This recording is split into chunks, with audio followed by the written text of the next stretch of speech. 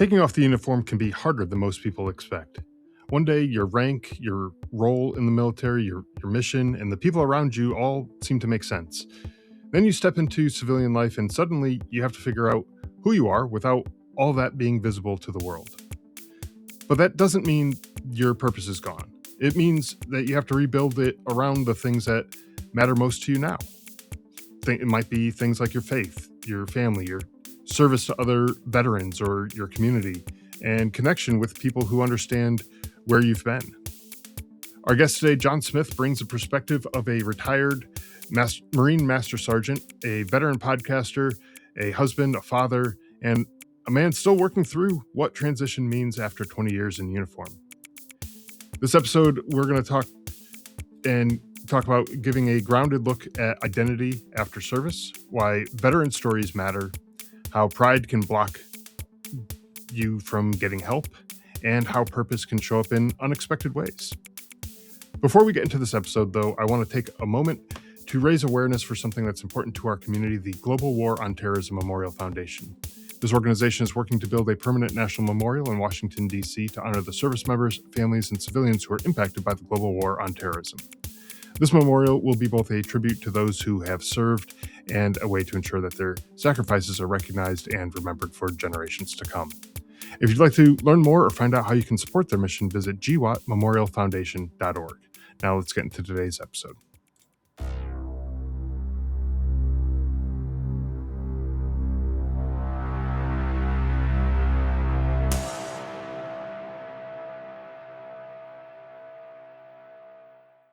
Hey, John, welcome to the show. Really glad to have you here.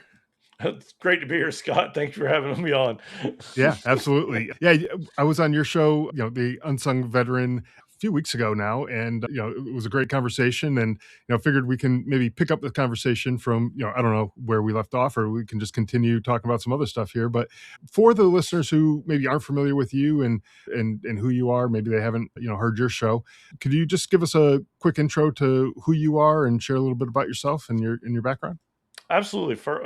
I thank you for asking. Sure. I don't really have a well-rehearsed intro for myself other than, why I'm on the show, why I have a podcast is I'm a veteran myself. So retired Marine, did 20 years in the Marine Corps, retired as a Mass Sergeant. So if you want to know what I did, and I was kind of in the aviation community.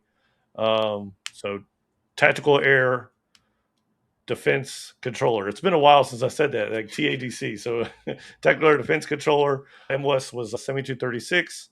Did that for 20 years. What I am now is just first I'm a Christian, follower of Jesus Christ. Second, I'm a husband and I'm a father. And lastly, I work and I run a podcast. So Awesome. I like to put them in those orders, right? Sure. That's kind of like my order, but yeah, that's what I do. I think that was good, right? I don't know. Yeah.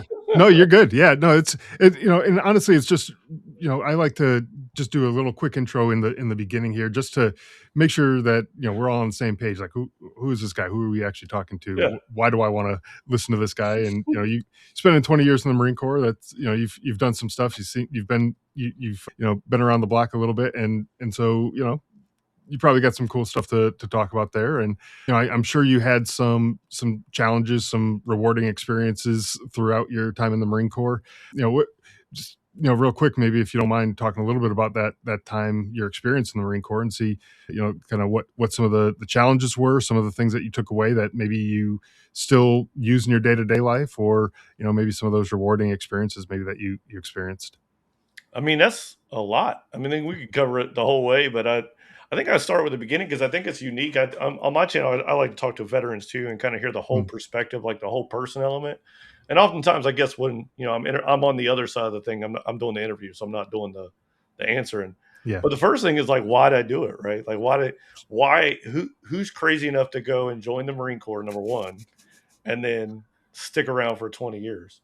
And honestly, I think that answer changed over time.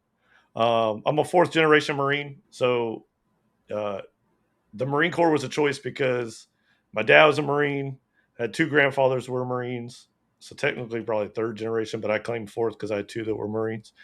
And sure, there was probably more behind that military service.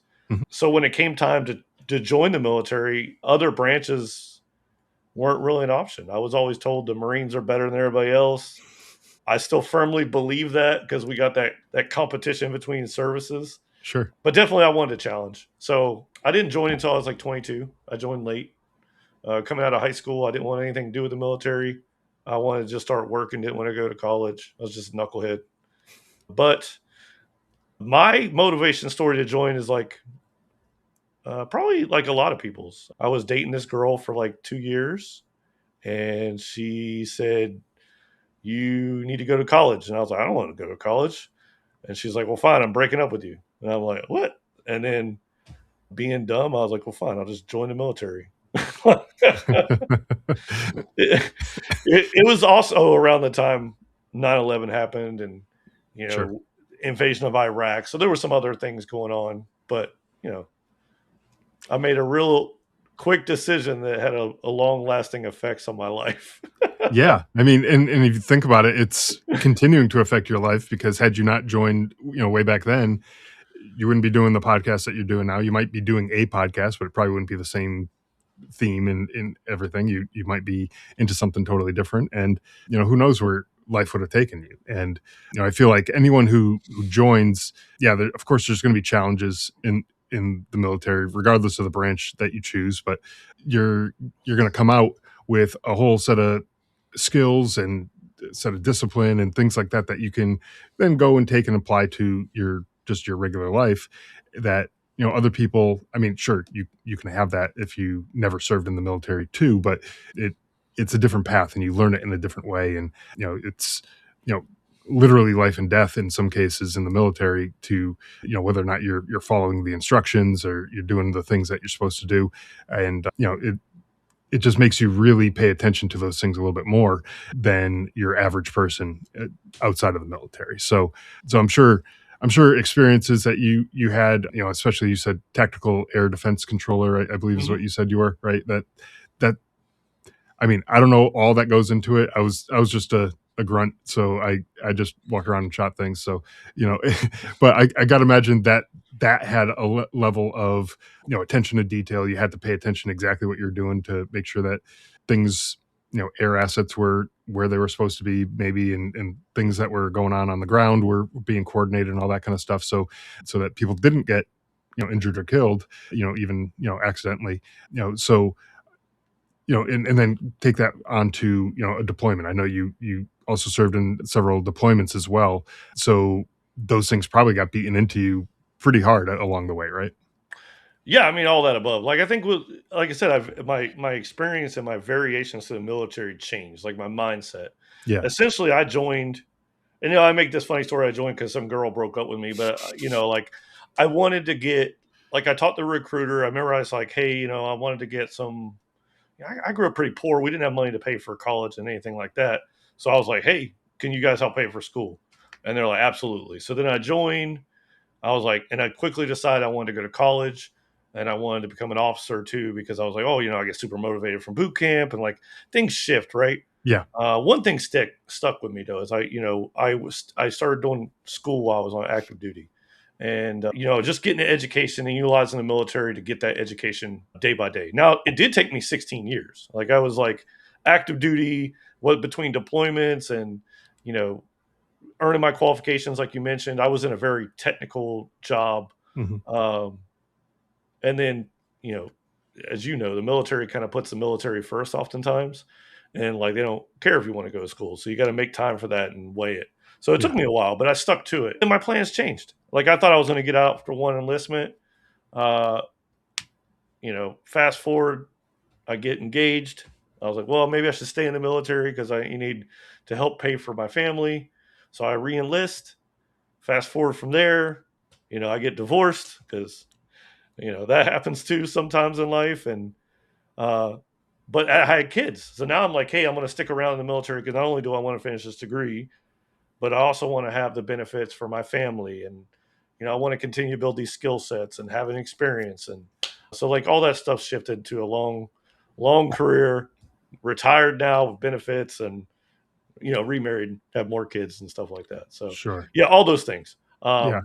So I could cover, different levels of being enlisted, different deployments because I did security deployment too, and also controlling air assets, like you said. So you did your homework on my MOS. So Yeah, I yeah. appreciate it. I did do a little bit of homework on that because I was reading it and I was like, that sounds awesome. And it's like, I don't know exactly what it is, but I want to find out a little bit more. I'm by no means an expert, but I did a little light reading on it just to make sure I wasn't, talking out of my ass and, saying the wrong thing and, making it sound like I never heard of this before, which prior to meeting you, I never had. So, and, so you talked a little bit about your family and unfortunately yes, there's ups and downs with family life, balancing that with a military career and all that kind of stuff, and having kids, having a wife, all that stuff is challenging. I know when I joined the army, I was single and I had no kids, no relationships, anything like that. It was just me against the world, and I didn't really care if I got I had to work late, or we had a long long training exercise out in the field, or whatever, and it didn't matter because no one was waiting home for me to come pick up the kids from soccer practice or whatever. I didn't have to worry about any of that stuff. But by the time I deployed, I was married and I had my first son just like probably a month and a half or so before I was deployed. And yeah, it all changed. Like my mindset was like totally different than it was just a couple of years prior when I had joined. And it was just like a totally different experience. But yeah, things change, life changes. And I think that's kind of a important thing to remember as we go through, because you served 20 years in the Marine Corps, and I'm sure the John who joined day one of boot camp was a way different person than the one who picked up his DD-214 and walked out and was now veteran John, and not the same person as the young, would you say, 22-year-old who joined. It's a different world, when you walk away from that. So when you did get out of the military, though, were there any unforeseen challenges that you had, any issues that you were dealing with, when you got out of the military? Because I know a lot of times that transition period could be pretty difficult for some folks. I mean, my biggest challenge was like just taking off the uniform. Yeah. I mean, I identified heavily with my military service. I think when you go up through the ranks, like I was a mass sergeant when I retired. I retired out of a very top level Marine school too. I was an instructor at the Marine Aviation Weapons and Tactics School, which is the equivalent of Top Gun. So everybody's heard Navy's Top Gun, thanks to Tom Cruise. That was like I was on the Marine side. We have our own version of that. And you're handpicked. So once you hit the top of your ranks, if you're well recognized, you get to, teach at this top level school. I ended up retiring from it. And I only bring all that up because I had this identity in my uniform that, I've put in all this work. I've put in all this, effort. I've earned all the achievements that I've ever tried to do in the military.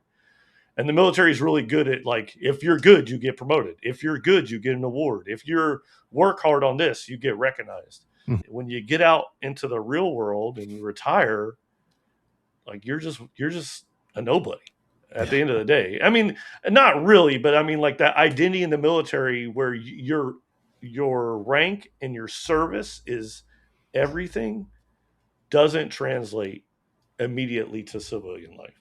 Right. So that was like the hardest transition. I still struggle with it sometimes. I think it's a balancing game. And Yeah. that's why like I want to identify as what's actually important to me now as a Christian first, as a husband second, and as a father. And then all the other stuff, I'll get to it. Because to me, if I said I had identified as a veteran mass sergeant that did 20 years in the Marine Corps, I haven't dropped that uniform. I haven't learned. I still cherish all that experience, and it's Mhm. always going to be part of me. But that's, again, I think the transition part, and that's really the best advice I can give to people as they get out, is re-identify and focus. Don't erase, because that stuff is part of your identity, but the uniform comes off, and Yeah. you got to treat it that way. Yeah, no, that's a good point. And you also brought up another good point too, where you're talking about how, when you get out, you're essentially a nobody. I mean, not to that extent. That's kind of a little extreme, but it it's like when you're in the military and you're in uniform, say you're wearing your dress blues and you have your rank on your uniform, you have all the medals that you've earned, and you have the the stripes that show number of years of service and all the things that show who you are in the military context anyways. And someone could take a quick glance at you and look at you versus another master sergeant maybe and say, wow, that guy's got a whole crap load of medals on his chest and the other guy has got next to nothing on his chest. This guy must be pretty squared away. And so you can kind of do that really quickly, just like looking at people. And it doesn't tell the whole story, obviously, because I don't know, someone might have had one medal, but they did something totally insane and awesome, and that's what they got it for or something, like and so it's not obviously the whole story, and I'm not trying to say that it all boils down to what you wear on your chest, but you can kind of do a little bit of that and kind of see, in a crowd of people wearing their uniforms, you can kind of tell, if you have a an E1 or E2 who is, with 10, 15 years of service, they probably screwed up somewhere along the line. Like they probably They didn't have probably their have. stuff together. Yeah, big time. And so, they you can take a look at that stuff and you can kind of get a sense for who that person is. Whereas now you get out of the military, you hang up that uniform, and you walk into a civilian job, and nobody knows you from anybody else, and you now have to like kind of work to prove yourself all over again. And versus if you were in the military and you just went to a different unit, people would kind of have an idea who you were before you even really got into it. And so, it's hard sometimes to separate yourself from that identity that you built, like you were talking about. But it is important because it's not everything in the civilian world. People will give you a little bit of credit because you are a veteran, and they'll say, okay, this guy's good to go because he's a veteran, but they don't necessarily care about all that other stuff, all the medals that were on your chest or that your rank or any of that kind of stuff. They care, okay, you're a veteran, and they lump you in with all the other veterans. It's not really a huge advantage like some other things might be, but or the way some other people might think it is. But it's a thing that, like you said, it's part of your background, it's part of your who you are. So don't forget about it, but make it, use it for what it's worth, and then create that new identity going forward. And I think that's pretty good advice there.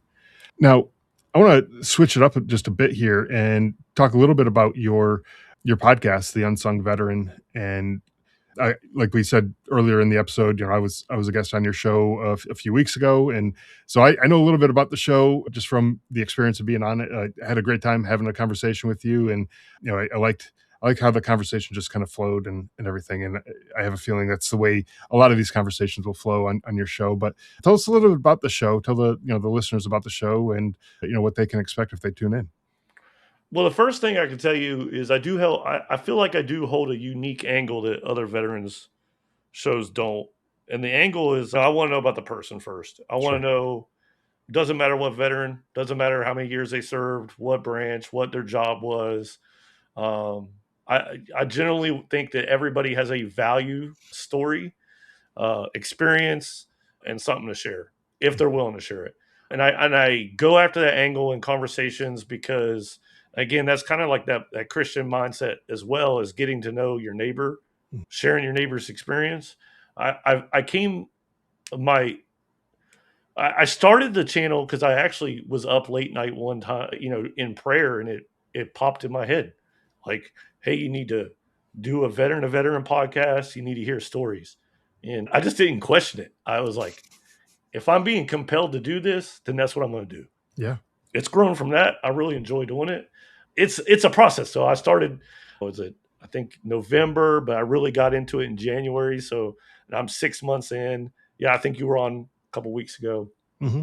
It as ever changing and you can kind of speak to this too. When you start the podcast journey, what you find out is at least for me, I jumped in what I thought was a small little puddle and found out it's an ocean of information to know.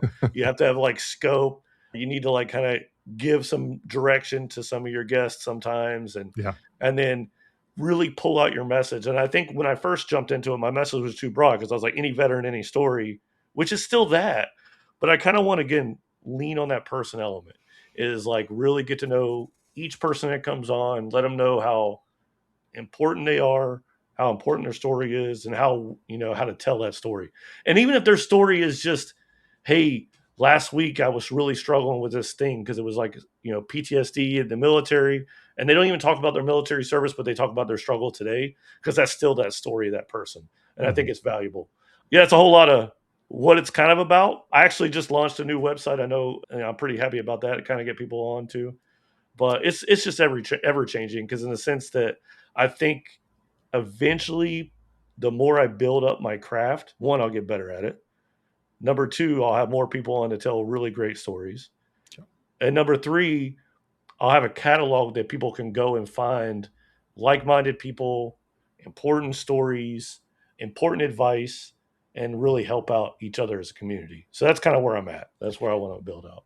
Yeah, and that's a great place to go with it too. And I found with this show that oftentimes I'll have another veteran on as a guest, and I have never spoken to them prior to like the 5 minutes before we start recording, and we just kind of do a little quick, get to know you kind of thing, and we start chatting a little bit, and then by the end of the hour or however long it is that we record, you almost feel like you know the person, like you've known them for a long time, and veterans have a kind of strange way of connecting like that.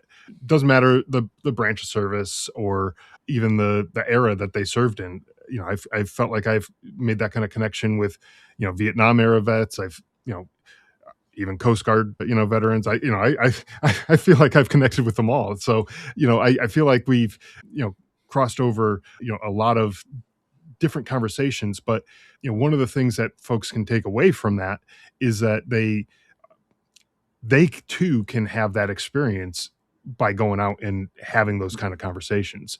That doesn't mean you have to go start a podcast and learn how to do all that kind of stuff, because, like you, I realized there was way more stuff that I needed to know than I did when I started it. I didn't have a clue what I was doing. I realized very quickly when I started the show. But so, even if you're not, that technically inclined and you don't want to get into the weeds of starting a podcast, I mean, there are veteran groups out there. You can go find those groups and meet up with people and have conversations with those people. And there's groups that do different activities and might be something that you're interested in. It doesn't necessarily have to be, an American Legion or VFW where you're sitting around just shooting the shit at the bar or whatever. It could be anything really. You could be, any kind of activity that you're into. I'm sure there's some sort of veteran groups out there that you can get involved with, and you start to form those connections pretty quickly, a lot quicker, I think, anyways, than you do with just a regular civilian who has never served. Not to say that there's anything wrong with those people, but you just have an easier time, I've found, connecting with the veterans. Sounds like that's kind of your experience too, right? I mean, yeah, I think it's, well, because I think there's a stigma, right? Mm, So, and I could be wrong. This is my opinion, and my opinions only belong in my head, but that's beside the point. But no, I think there's a stigma oftentimes that either we hold of ourselves as veterans, that nobody's going to accept us, they're not going to understand us, yeah. they're not going to be able to relate to me as, my life experiences, and some of that may be true for somebody who hasn't served. Some of it also may be false, because regular people go through hardship and divorces and family problems. They may have not seen combat the same way, but they may have, had a traumatic event, with a, car accident or a family Hmm. member, who knows? So again, I think we have our own stigmas of relationships, and we kind of put up this barrier. So oftentimes starting a conversation with somebody who's not a veteran is hard.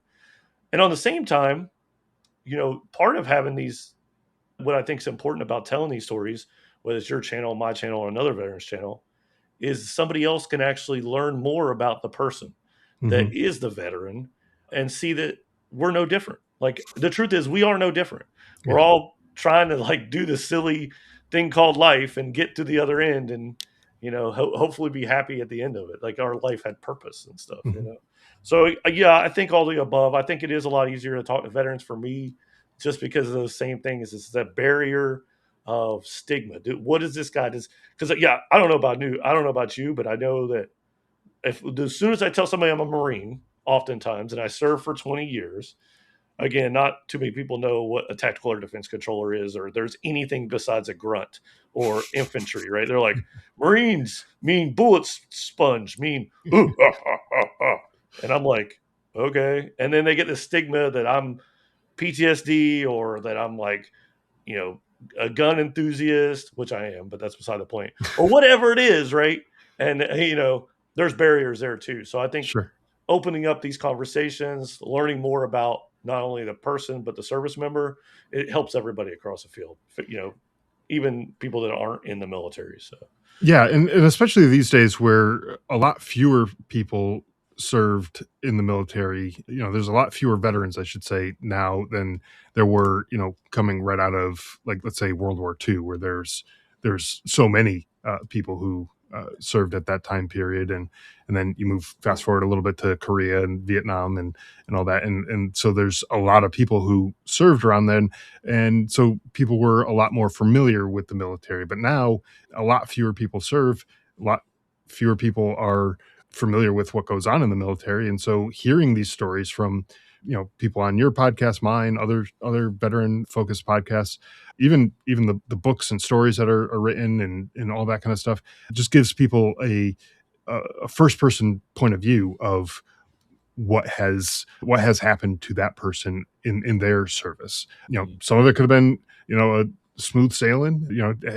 Hey, I enlisted. I did my, however many years, and it was all good to go. I didn't have any issues, and I've had people like that. It was like, yeah, it was pretty smooth and easy. Other people, they had a lot rougher road, but you get to hear those stories from those individuals and get to hear, what did they experience, what affected them, and then also for the veterans themselves, it lets them know that they're not alone. If they're listening to this and they hear the stories that, so and so went through something similar to what I went through. It's like, okay, well, I'm not the only one. I guess I'm not, going nuts for, not dealing with this all that well. Maybe I can listen to what this person did and get a little, insight into, how to maybe manage this a little bit better.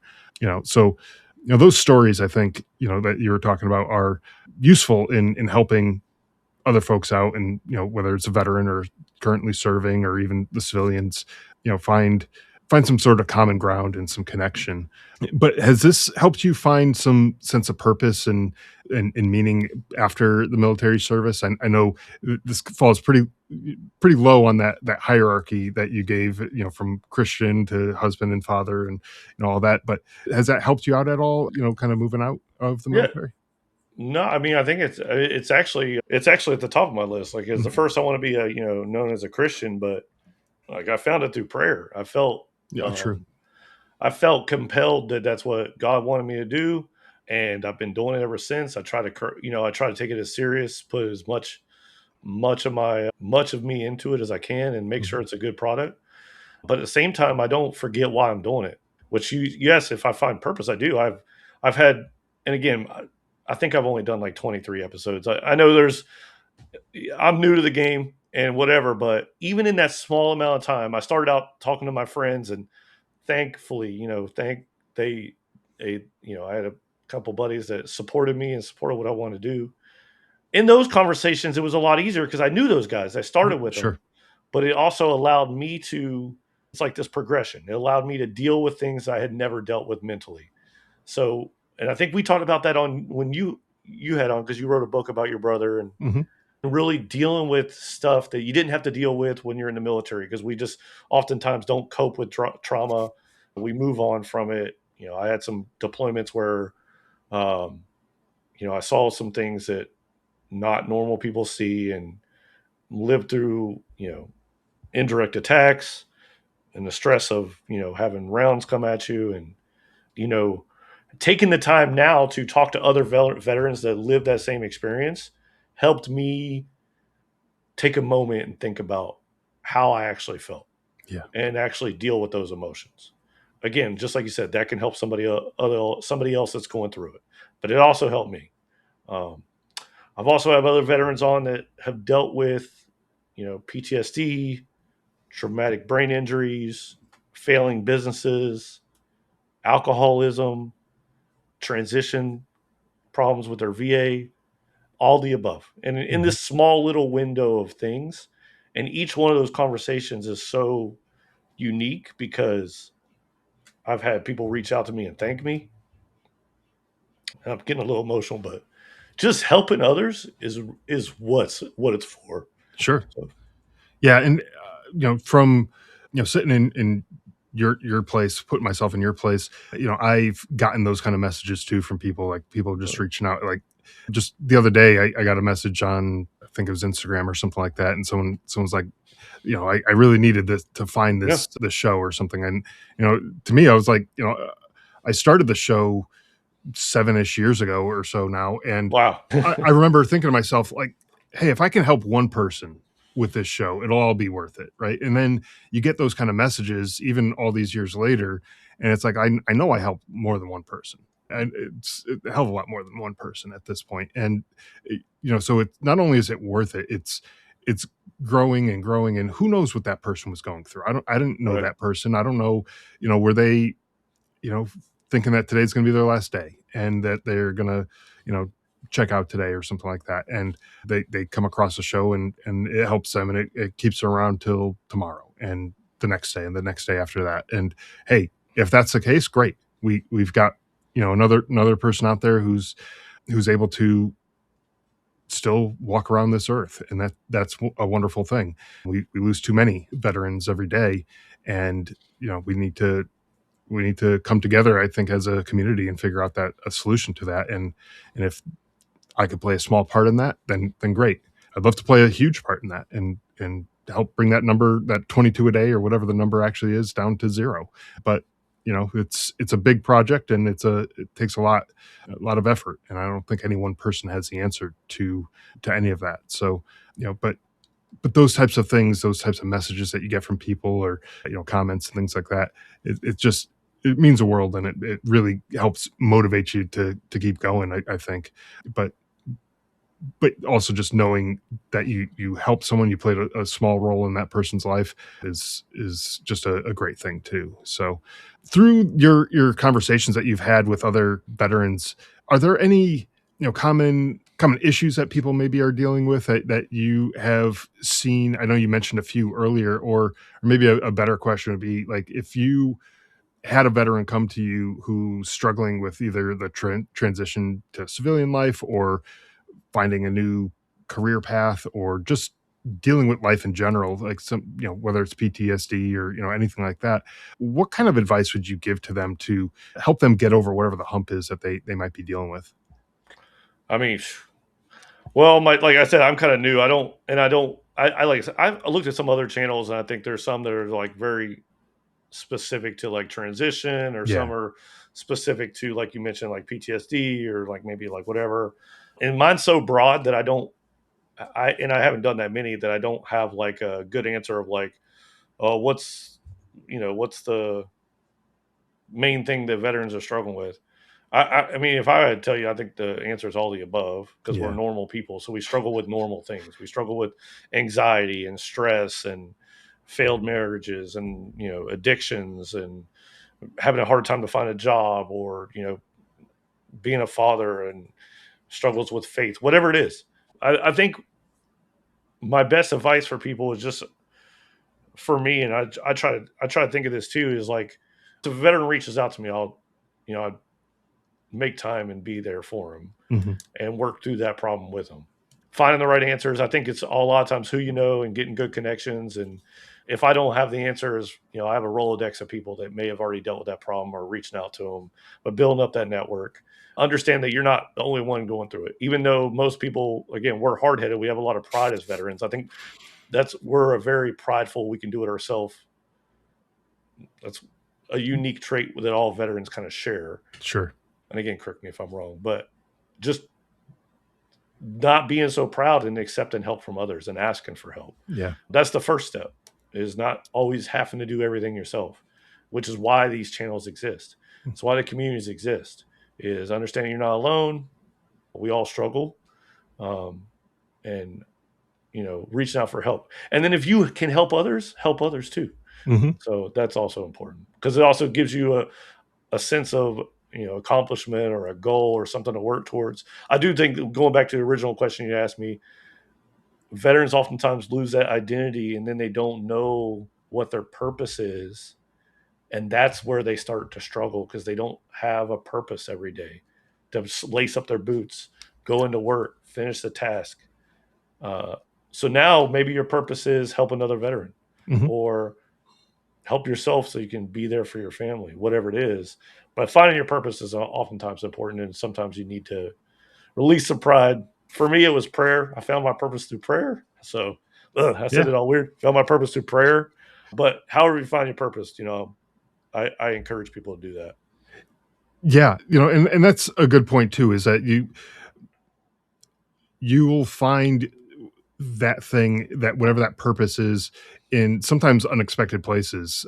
Things like, you said your podcast kind of came to you through prayer, and that was not probably what you're setting out and expecting from Not that at when, all. when you started praying that night, and so you probably didn't expect this whole thing to kind of kick off at that point. And you just never know. So I think, another thing, just to kind of add on to what you said, and I agree with what you're saying, is just being open to possibilities that you may not expect to be anything that's even relevant. You might not think that the event that you might be thinking about going to, whether it's a career event or something like that, you might not think that there's going to be anything good for you there, but go check it out anyways. What's it going to cost you? Maybe an hour of your time, and go check it out. And maybe, who knows, your dream job might be waiting for you there, or something along those lines. So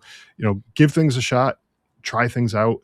Part of the reason why this show exists, not in addition to sharing the stories, but it's also to share the resources. And I Mhm. look at your podcast as being one of those things, is a resource for folks to check out and hear stories and things like that. But there's so many resources out there. There's thousands and thousands of different things out there. I don't think I'll ever be able to cover all of them on this podcast. I wish I could, but I like to cover things that oftentimes people don't really think too much about, because we think about the VA, and we think about American Legion and big organizations that have big presences and things like that. But there's other small nonprofit organizations that have really cool services that they offer to veterans, oftentimes free of charge, and they take care of everything for you, and it's really changed some people's lives. And if you're open to trying something new, then awesome, you can try that out. And like I said, a lot of times free of charge. So it's really not costing you anything other than a little bit of time. And maybe that's the thing that you need to completely change whatever it is that you're going through. So, I look at all of those things, put that all together as, kind of the way to work your way through these struggles. And I think that's pretty awesome that we have these resources available to us. Before we wrap up here, there anything else that you wanted to add? Anything else that you wanted to share, either about yourself or about your show, or just general information for folks before we wrap up here? Well, I mean, and I do this crappy job of, because I know we talk veterans, and I barely ever talk about my military service. But like, I think when I had you on, you told this really funny story about the golf tee using Yeah, the like. Well, I thought it was funny. yeah. Maybe my listeners did too. But there was like a golf tee, you used like a ammo or a spent round as A a golf spent tee. round, yeah. I use that as a golf tee, yeah. You know what? I think I'll give you the pleasure of giving a pretty funny story to you go, and we'll see if it's PG or not. Okay. And then you can advertise it, because not very many people in my career actually know. I don't usually tell a story unless it's over a beer or a glass of whiskey. So I'll give you the pleasure because I actually respect you a lot, and I want to get out there, and then maybe people can search it out. Appreciate So that. in my community, we have this thing called call signs. So the aviation community, one of the things we do is we control aircraft during the dogfight. So you watch Top Gun when their aircraft are going missile, missile. We consider ourselves fifth wingman. That Sure. sounds really weird. We're actually not. But that's beside the point. My call sign was Goofy, just because generally I'm a goofy guy, goofy looking, goofy, whatever. That's not what the story is. I got that name literally just because I'm generally goofy. That's kind of a boring story. Prior to that, I had a call sign, and the way I got it was really embarrassing. So I'll go through that story. And it's kind of long. I know. Hopefully, you That's don't have okay. a time limit. That's Oh all no, right. you're good. You're good. So when I first joined, I told you I was 22. All right. And I think a lot of people have this like idea of how perfect their military experience is going to be. So I was old enough to drink, go through boot camp, I go through MOS school, I get sent out to my first duty station. And when I showed up, the day I showed up, it was like 2000. I went through boot camp in schools. I joined in 2003. I think it was like April 2004, around that time is when I got to my first duty station. I got there at like 10 p.m. at night. I'm going somewhere with it, I promise. Sure. I got there at 10 p.m. at night, checking into my alphas, and the sergeant on duty was like going through my record, and he sees I'm old enough to drink. But the problem is, at the time, the barracks had a lot of trouble with underage drinking. So he's like, I can't put you in the room. And I was a PFC, by the way, a E2. He's like, I can't put you in a room with other E2s and E1s because I think at this point I'd already turned 23, and he's like, you could buy liquor, and I'm like, yeah. And he hands me a beer while I'm standing there in my uniform while he's getting me in a room. He puts me in a room with a sergeant. All right, which makes no sense. The sergeant started hazing me later on because anyways. Sure. That's another story. So the very next day, I wake up, my sergeant, different sergeant, get your shit. We're going out to the field. So I guess there was this like field operation going on. And he's like, we're going to take you out there. You're going to help tear down the unit, tear down the system and stuff like that. I preference this because he never took me to SIF to get my equipment. I didn't have any, besides the camis I was wearing. And I think I had a canteen. I don't even know if I had a canteen. I might have had a water bottle. I hadn't even got through the unit to check in to get my gear issued to me. So go straight out to the field. So I'm thinking I'm just going to be out there for the day. He's going to drive me back. Negative, Ghost Rider. He leaves me out there. So I'm out there all day working in the sun, new to the unit. Nobody knows who I am, getting yelled at from every NCO, from every angle. It was just a pretty terrible and crappy situation. Again, I'm leading to somewhere. Sure. So the CO at the time, at the end of the day, we had this thing called a beer tent or beer mess. And the CO gets in front of everybody and he's like, all right, who wants a drink? And I led with a lot because at this point I've had a pretty crappy day, pretty crappy check-in, working all day. I really just needed a beer. Like it was like it had to happen. But I got the CO up there and he's talking about nobody gets a drink until I hear a clean joke. All right, clean joke. And I was like, okay, I really want a beer. Like bad. The other Marines in the field already knew that if they waited him out, he would still open up the beer mess. But I'm new PFC on the scene, don't know nothing. So I jump up in front of everybody, God and everybody. And again, nobody knows who I am. I literally had just checked in, dropped off in the field. They're like, who is this PFC up here? And I looked like I was like 12 years old, even though I was 23.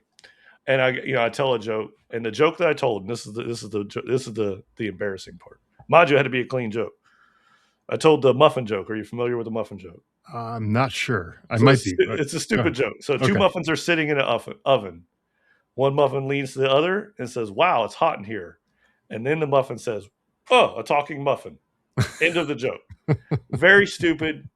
I'm aware of how cheesy it is, but he said he wanted a clean joke. Sure. It was the only clean joke I had.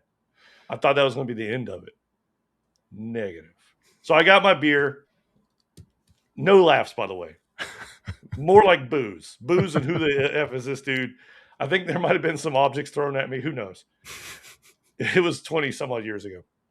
What makes this more embarrassing is from that point on, I was known as Muffin, the Muffin Man or Muffin or whatever it is.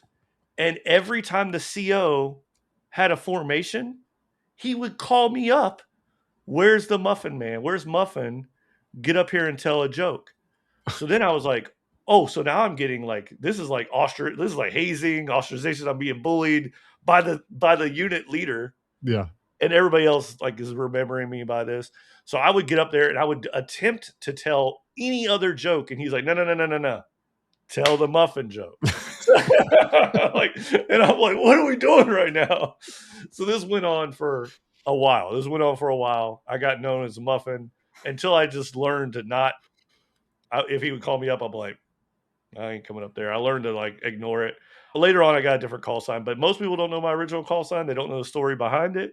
I keep that one in my pocket most of the time, unless I come across somebody who served with me during that time and they're like Muffin. I'm like, shut up, dude.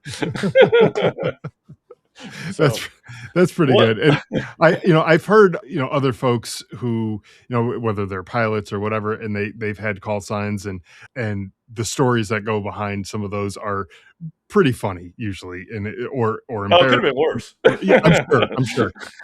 And stuff that probably made them cringe at the time, and then they just, let's just own it. And now I'm, whatever their call sign is, and it's, I guess it's just part of the environment, part of the nature of what it is that you guys are doing, and it's just, you kind of have to take it in stride.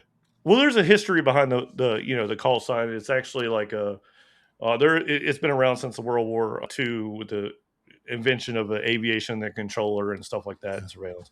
So there is some tradition behind it, and we do take it very seriously. But there are always like funny stories that lead Sure. to the call sign.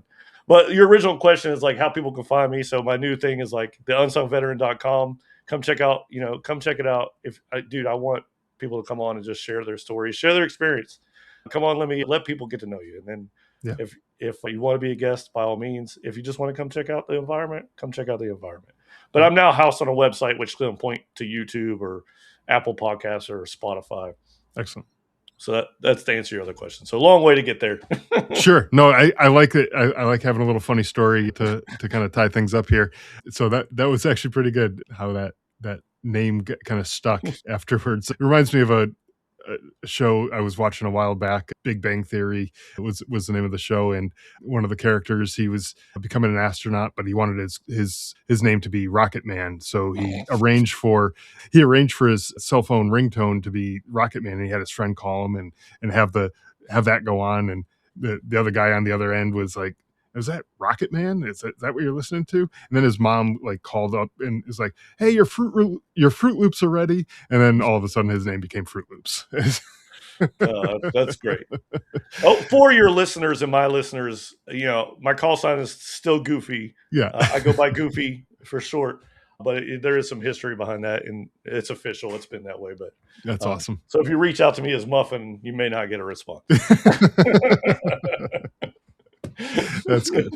Well, John, thanks so much for coming on the show. I really do appreciate it. And I'll have a link to your site and your podcast in the show notes for folks to check out.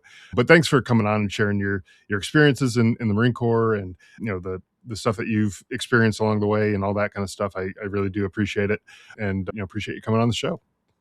Well, thank you for having me, dude. Absolutely.